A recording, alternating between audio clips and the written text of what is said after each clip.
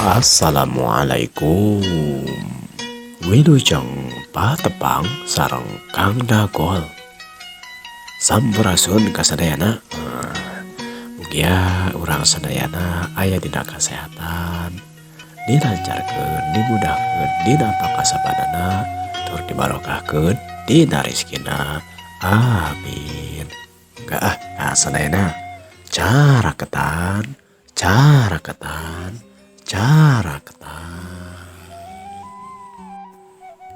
Dongeng Tilu Jawara bagian ke-11. Kaayaan di lemur. Di hiji peuting sora jangkrik jeung cari cangkas patembalan jeung sola bancet di sawah. Peuting kulau hideung cahaya bintang jiga mung nerembongan, komo ari cahaya bulan mah bangunna mah keur meumeujeukna bulan kolot. Atuh dina kaayaan model kitu teh poekna teh meuni asa poek pisan. Tatapina kaayaan di hiji lembur, kaayaan poek peuting saperti kitu teh teu ngajadikeun kaayaan anu tiiseun, malahan mah jalma-jalma pating but-bet kalaluar kaitu ka dieu jeung udah gidig. Aya nu kawetan, aya nu ka kulon, aya anu ka kaler, tika aya nu ka kidul sagala rupa. Rek kumahan teu kitu, sabab cikeneh geus aya jalma anu keur karampogan. Atuh kadang warga di lemur eta teh barak biri kaitu ka dieu neangan ka belah mana cenah lompatna eta anu geus ngarampog teh. Kakocapkeun si Acung, si Peteng, jeung si Dadang teh. Panuduhan ti si Aki, ti si bapa anu keur arek kaleungitan geus balahan mah anakna tarung heula cenah jeung salah sabahiji rampog anu nyatron atawa arek nyoba-nyoba mau kana domana teh ya. Geus kitu mah si Peteng jeung si Acung teh lumpat we ka belah anu tempat anu dituduhkeun ku si Aki. Nya kitu deui Kang Dadang unge luwe lumpat ka lebah dinya tiluan pada rungaring neangan arah mana sabab puguh ge waktu peuting poek jeung cenah poho deui teu mawa batre komo-komo meureunnan kana ombol. Da tadi teh langsung lumpat we nareangan muru muda geula teh kasih jalu anu geus muru lumpat teu kanyahoan sakitu gancangna. Sanajan lompatna hayang tarik tapi ngan ukur jadi lempang rada tarik we. Tapi cukup gancang oge sabab bari neangan kalebah mana cenah kira-kira lompatna bari rada rungah ringeuh. Kadenge si Peteng nyarita, Acung euy, kumaha ieu? Ka mana ari si Jalu nya euy? Tapi ujug aduh si bapa tadi mah lompatna ka dieu, tapi si Jalu ka mana atuh nya? Aduh sarua emang tahunnya orang teh lagi tentapak sarwanya maunya kemana atuh coba geus poek deh aduh kumaha atuhnya euy. Dina kerkayaan rungah ringah kaitu ka dieu teh pada ruguh teh eta anu tiluan satuluyna ngadenge aya jalma anu ngajorowok di belah wetan teh. Ya tarampog mah yo ka belah dieu yo ka belah wetan yo. Cang tama juga anu aunya buku pisan mang eta mah juga salah si Jalu. Satuluyna anu tiluan teh muruk kana asalna sora anu tadi ngajorowok cenah belah dieu aya naon, aya rampog teh. Tiluan mapai we kana jalan satapak anu teu pati bala, malahan mah dengigir kenca jeung katuhuna oge aya kana kebon kaya ning kebon sampe atawa kebon wibolen. Tapi keur kalibatan kitu aya oge anu masih keneh gararung. Dina keur kaayaan kitu si Acung katingali rada hariweus-weus. Kang, itu naon nu ngagunuk di belah dinya? Nah batu atawa naon tah Kang Dadang? Da belah dieu masa we batu sagede kitu naon atunya? Boah duh tahun pisan dia teh ya damar atawa yang obor gitu tah we Kang. Dasar kudu kituna. Sababaraha warga oge aya nu geus nepi ka belah dinya, malahan mah aya nu mawa obor sagala rupa. Ningali kana kaayaan kitu, Kang Dadang teh satuluyna ngajurwok ka jalma-jalma nu anyar datang. Dulur, belah dieu yeuh, coba eta damar ka dieu, tempo nu foto ka dieu yeuh, ceuk Kang Dadang teh. Teu lila oge, jalma-jalma rob we ka belah dinya, malahan mah satuluyna anu ngulumuk ngagudu kos batu teh cenah. Dipariksakeun ari barang breh teh diriksakeun nya eta aya tangtungan jalma anu ngudupruk we keur ngaringkuk tapi dina kaayaan keur kapiuhan. Geuning ieu mah jelema ceuk Kang Dadang nu ngariksakeun. Kang, uning teu kenal teh saha eta? Teuing we, teu wauh, tapi make baju hidung-hidung sama dia kieu yeuh. Nah, sahanya coba anu mau teu bisi aya iya warga urang warga urang di pateni atawa di tanah saku rampok ya. Salah seorang warga kampung aya oge nu nyamperkeun tuluy ngariksakeun. Teuing teu wau kuring oge. Tapi ieu sanes anu jalmi anu ieu teh anu kapanggih tadi teh anu anyar. Aduh. Naon atuh? Maksud teh bisa saya mah teh anu datang ka lemur urang. Lain ieu mah lain eta mah tah ieu teh jalmina oge. Oh iya anu ngiringan ka dia coba omong mau tuh entah ento. Mua ieu mah meureunan sugan rambung ku si Jalu geus beunang tika kapiuhan samodel kieu. Lamun kieu mah atuh hayu urang teh wakeula we, urang bawa heula ke urang tanya, tapi awas we kudu dijagaan bisi rampung ke kabur we, sing bener-bener, tapi ku urang oge kudu ditanya bener-bener deui. Bisi naon ieu? Bisi urang salah jelema deui. Benar gitu. Ayo atuh cenah kacu kece kalmur ayeuna cenah. Sae pisan kah? Ayo.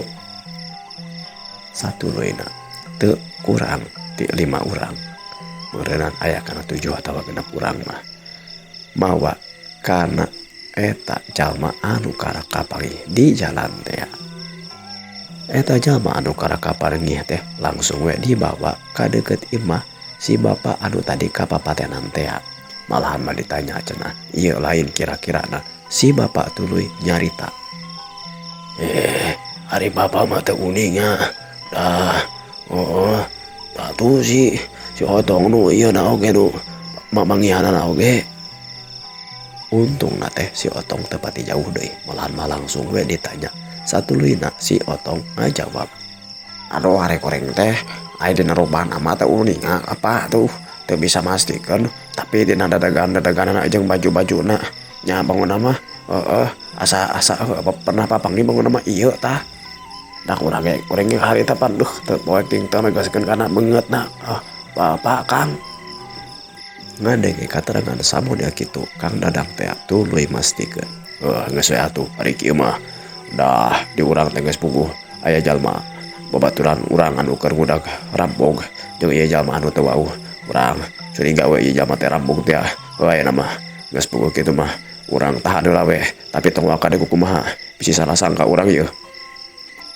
Urang tungguan heula tika sadar jeung ke urang tanya heula asa bener-bener nya. Tah saya kitu Kang. Sabuk. Tah supaya leuwih aman mah ayeuna aku kuring urang bawa yeuh urang. Ayo urang gotong deui. Urang bawa ka bumina patua kampung. Mangga. Cang urang tunda kaayaan di jero lemur. Urang kocapkeun deui kaayaan di leuweung teh. Di jero leuweung katingali lamun caang mah aya 4 jalma anu ngariung we ari polana mah rupa-rupa. Aya nu bari diuk wae, aya nu bari nyarane wae kana tangkal, aya anu nangtung bari kuda gidik, tuluy aya nangkep tuur we jika anu tiriseun. Tang tu wae eta teh gorombolan rampung teh anu geus caricing di dinya keur nungguan kegendungna nyaeta si Kalong teh. Sajongjonan maranehanana narungan we di dinya, malahan mah kadege nu ngaranna si Seblu teh anu baturna leungit berenang eta anu dilumpuhkeun ku si Jalu teh aya nu ngaranna si Botak teh aya. Si Seblu teh tuluy nyarita. Ari Kang Karung teh asli ila teuing nya. Duh, wah, si si botak deh eueuh deh. Mah yuk Kang yuk. Ah, tungguan we. Nya pantes we Kang Kalong mah.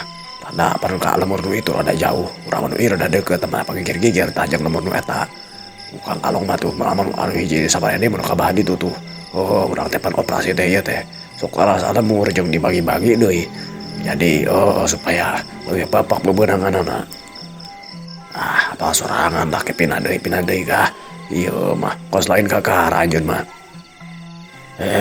Lain gitu Kang. Ya, kuring mah hari uang kasih botak. Alah, kembali si botak mah. Berenang lamun katewak, lamun kaburnya kabur. Keur kembali eta mah. Urusan Kakalong, Kang Kalong. Nu penting mah urang cicing latungan di dia yeuh. Duh, lila nih tapi mah heueuh. Kuring mah yeuh bareungiat deui jabat tiris deui. Ceuk eta jamak bari. Loh, kita.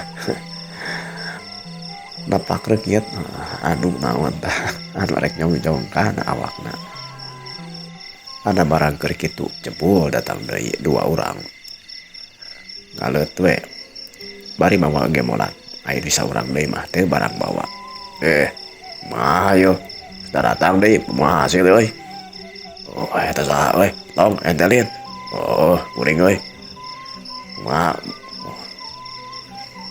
hasil di nomor eta biasa bisa hasil lah tuh. Ayo kali yuk dia mana Kang Kalong ya tak akan ditungguan mah yang datangnya acan bayar oke sih belanja itu jauh sih kebayalah orang tungguan we dah paling kan awak capek ya kuring ya hari tama teu aloba omong jalma-jalma teh kawilang geus aya genepan ngumpul di eta tempat satu luina nudit tunggu tadi nu diantos-antos jebul ieu mah teh aya opatanana malahan manusia urang mah katingali mawa doma sagala rupa dipanggul we kumanehanana teh digotong kuduaan eta mun Kang Kalong nya mun Kang Kalong teh mah Kang naon euy mah hasil Kang mana hasil Kang top mawa naon Kang waduh lumayan milik yuk orang nyate ke euy di penjemputan waduh lumayan lah kumaha kabeh lancar tuh aduh Kang aya nu dipikaih hariwang yuk aya naon gitu iya tah si sebelu si botak cenah can balik keneh wae nah gitu satu duina si sebelu nyaritakeun kana jujutan caritana naon cenah sababna tadi si botak teh eueuh teh aduh cilaka power we ya yang dari kecurigaan modal tadi bisa wae deh terus kudu kumaha tuh Kang enak Kang ya sebelum boloho baturan kuring urang teh si saha tadi ngomong teh ngaranna teh si botak Kang wade wae ngaranna urang di luhur marak gabung di pamaranehanna mah lain baturan cek aing oge ningan naon ulah dieukeun ulah dihijikeun sabab bisa teh nyaho kana tempat yang salah sah di lemur belah dieu tapi kembali lah ayo rek mana Kang urang permanakeun bisi aya nu betes Rusia euy aduh Kang pira ku arek di cara nu kamarikeun deui nya teu bisa majar maneh eta mah tapi kira-kira ngabahagiakeun mah geus we urang nu ngietkeun aduh teu bisa ditulung ngadeula tuh eta bisa wae lamun kira-kira eta si botak can betus Rusia mah manehna tetep bisa naonnya bungkem urang usahakeun jang nulunganana tapi lamun manehna geus aya galagat jika arek betus Rusia mah tah eta urang geus pede pilihan urang talingakeun ngalawe mantakan oge urang dodoh heula lamun kira-kira si botak kuat nya urang eta meureun manehna keur nyieun kasempatan jang ditulungan tapi lamun kira-kira manehna ya tetep tadi karek betus gua pilihan tadi mangga Kang mangga sok euy nu sajan mah ini ka panjempuntan kuring si sebelu urang yang si botak ayo boloh ieu mah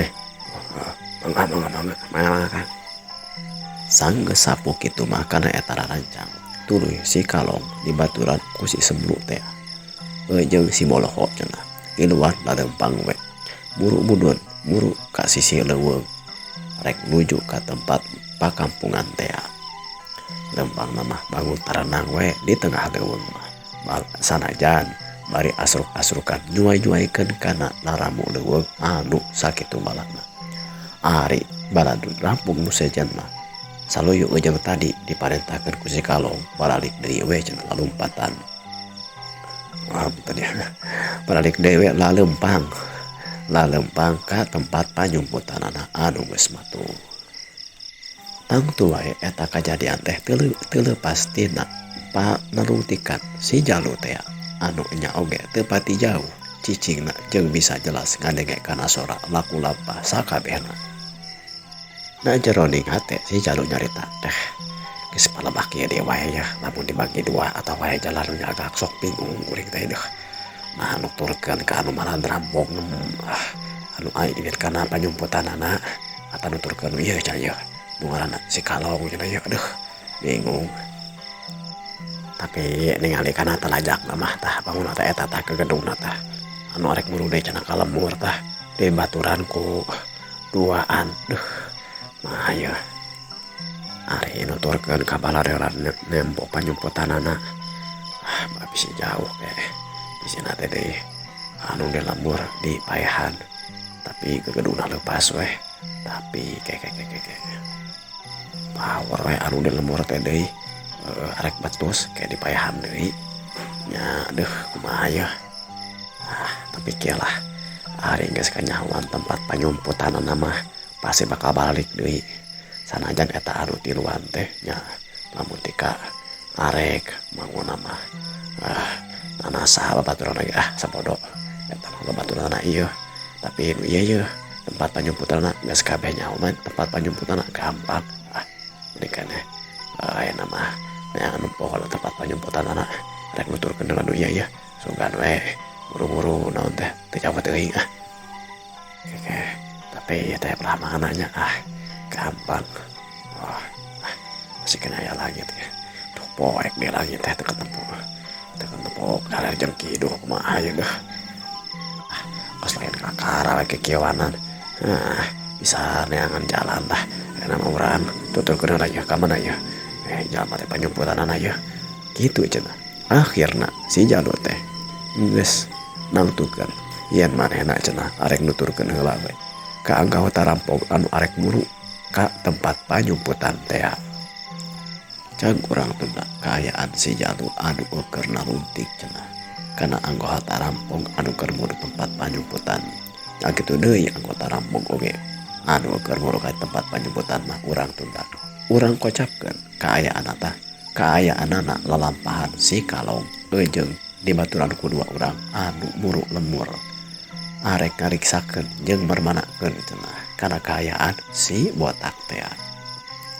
Lembang nama rusuh kagancangan henteu ari lumpat mah tapi kaasup anu tenang oge komo kaayaan dina wewengkon sora keur nyorang jalan di waktu harita mah jaran teh rada mudun sabab berhenti lebah rada gunung di tempat anu luhur buru ka tempat anu hanam. Sanggeusna nepi ka sisi lembur tuluy si Kalong nyarita sebelum boloho kira-kira di belah mana di dia lain pipisahan teh nya Kang hari mana tua kampung atau balai desa belah mana itu di belah lembur tengah lembur belah itu gampang kuring nyaho eta mah aya namarane duaan cicing di dianya lamun nyalahan anu kaayaan sebenarnya bisa anak si botak umpat jeung istilahna mah teka tewaku kadang warga buru mere tanda ka kuring nah naon wae arek ngaduruk kana nu mata belah dinya anu deukeut rek kumaha wae anu penting mah kuring ame nyawa di dinya aya naon aya kahuruan berarti mun aya kahuruan marane eta si botak geus aya balik deui geus kaduruk eta kadang domah mah geus we maneh ari di tempat panyumputan tak kuring ngarti kuring bade tinggal balik eta mah berarti si botak salamat tapi lamun si botak yang salamat mah tungguan aing di dieu nya tong ka mana-mana jaba aya jalma anu ngantor ka belah dieu tapi dikira-kira ke mah aya lah eta mah berenang kumaha lain we nu jelas sabisa-bisa kudu nyuput jeung ulah kalakah katangkep sih marane oge. Nya sanggeus kitu mah anu ngaranna si Kalong teh tuluy asup ka eta lembur sasalingkeran we ka pipir-pipir imah atawa ka tempat-tempat anu bala anu bisa teu katenyo ku jalma lamun aya nu nalingakeun teh mah. Jika nama si Kalong teh geus mineng deui ka pakampungan eta teh. Bobohan geus rada lila cenah manehanana mah sok beroperasi.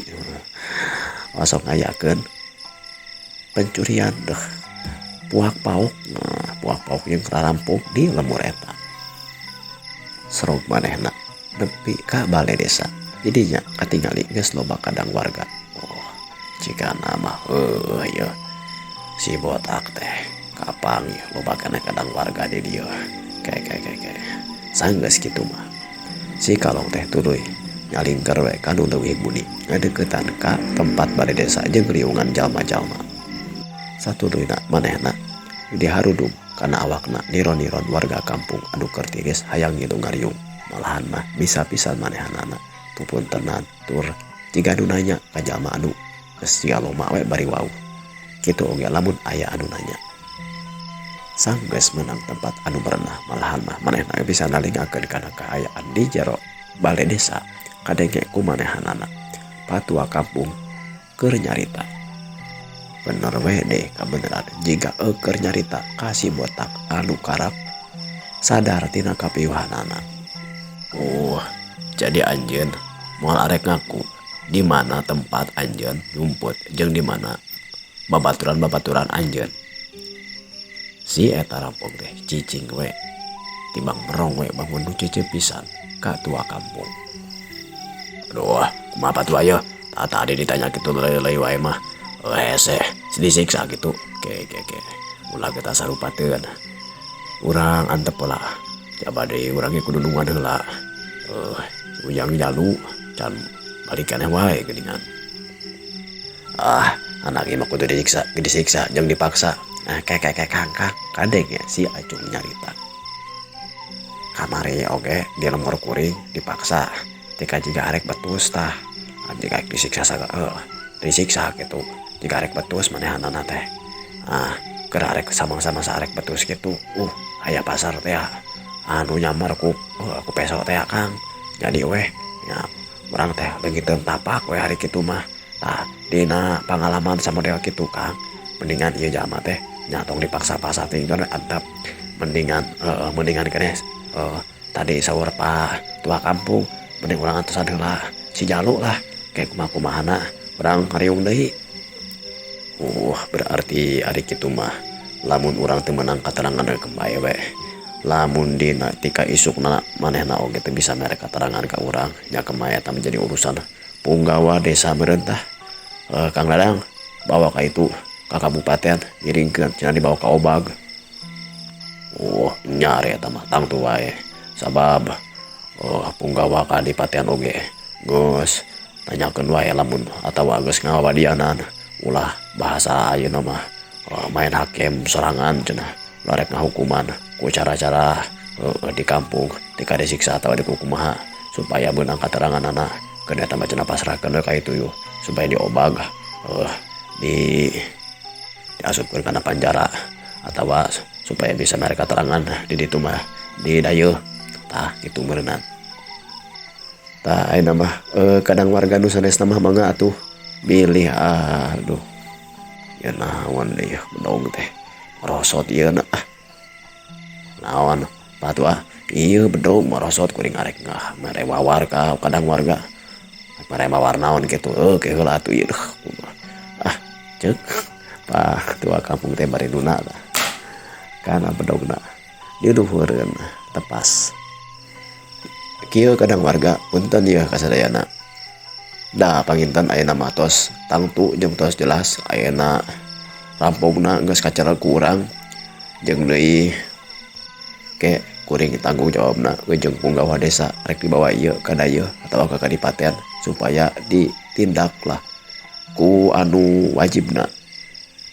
Eta mah rek diasupkeun kana Obag di penjara atawa dipentak kateranganna tang tu wae eta mah kumaha engkeun anu menak wae di dayeuh ngan meureunana duki ka ayeuna mah tugas urang jang ngamankeun jeung newak ieu rampung tos rengse.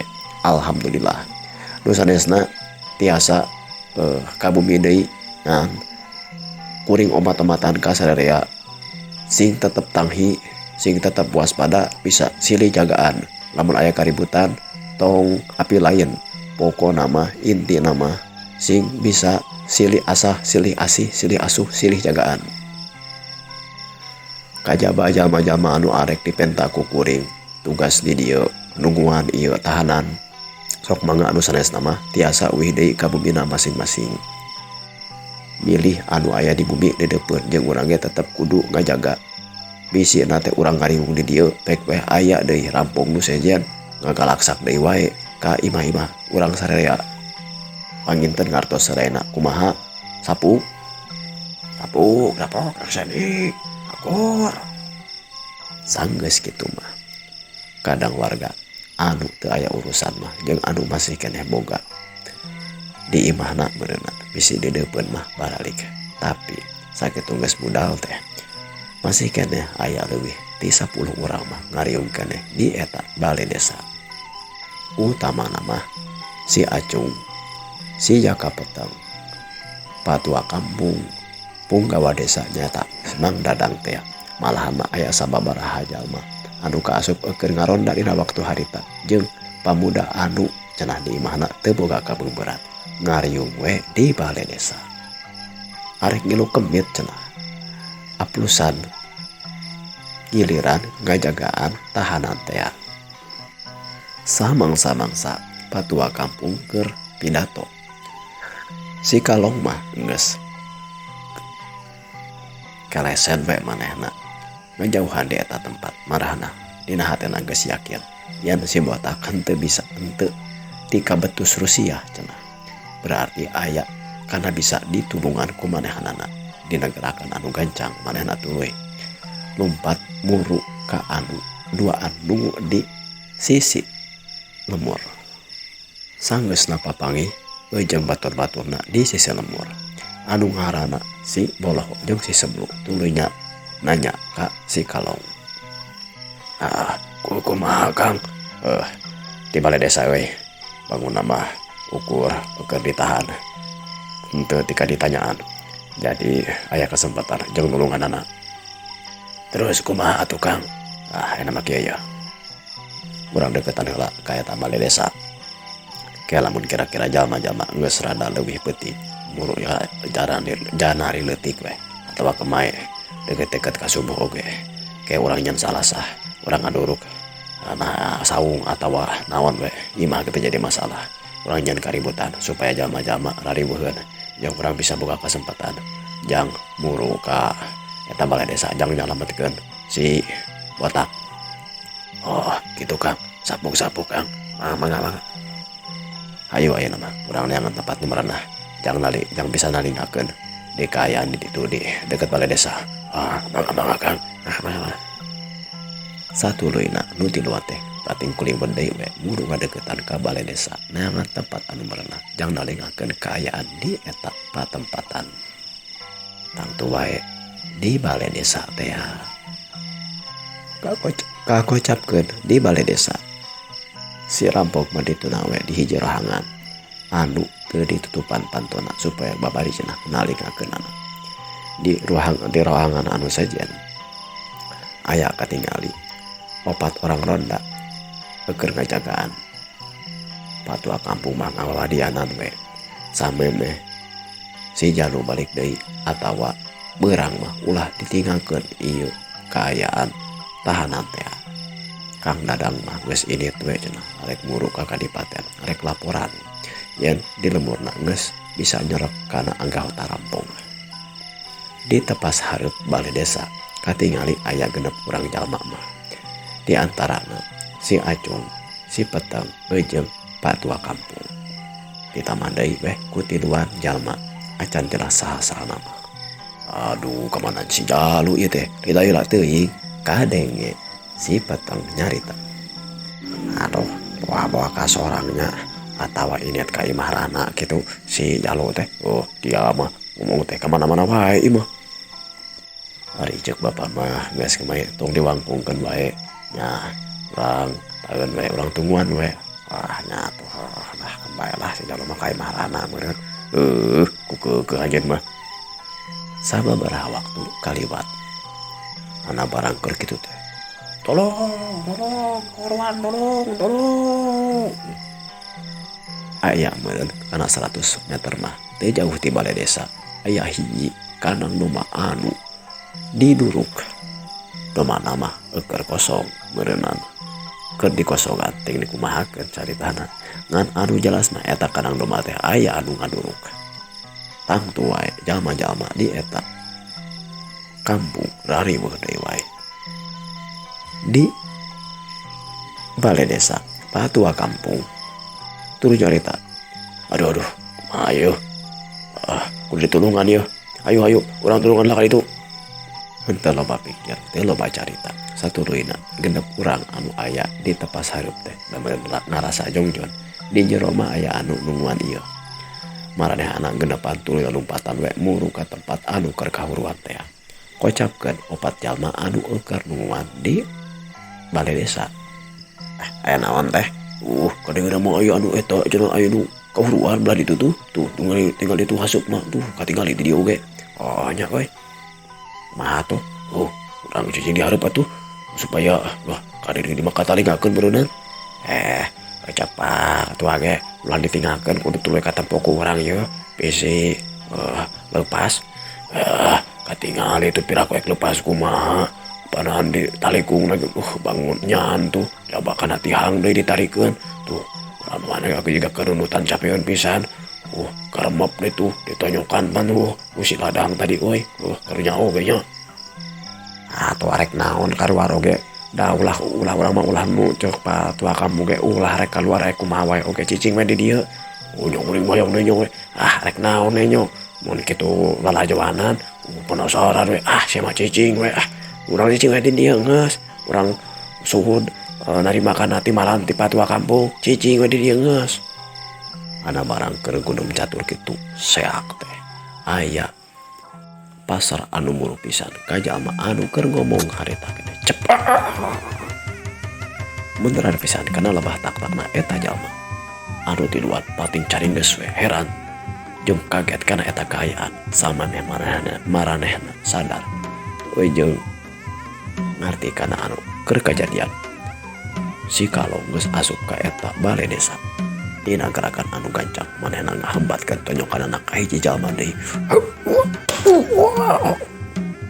beneran pisan kana puhu celikna atuh sampoyong eta jalma teh bruk langsung kapiuhan harita keneh oge sanjut tangtu wae ditanya sama dia kitu si Kalong teu ngajawab ukur manehna langsung we ngahembatkeun peureupna deui muruk ka jalma anu nanya teh sayak eta peureub teh nyuruguk arek ngakan eta jalma sakali ieu mah eta jalma beureunan rada rancing geus jeung heup manehna ngelok ngahindarkeun peureupna ngahindarkeun sirahna tina hantaman eta peureub tapi sukuna si Kalong langsung wae nengal pisan kana gadona eta jalma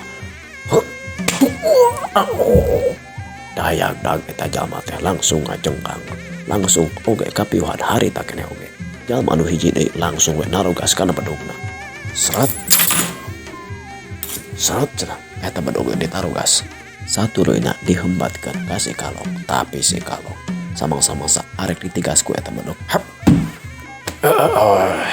dina gerakan anu cepet manehna muru maju ka hareup langsung ditangkis kana leungeunna pisan eta jalma satuluina bereupna eta jalma langsung ditonyok satarikna ku si Kalong palamotika langsung ngahuyungkung tika bedog lagi murag geus ngodobruk kitu mah jebet deui wae sukuna si Kalong ditajongkeun malebahan pisan kana beungeutna eta jalma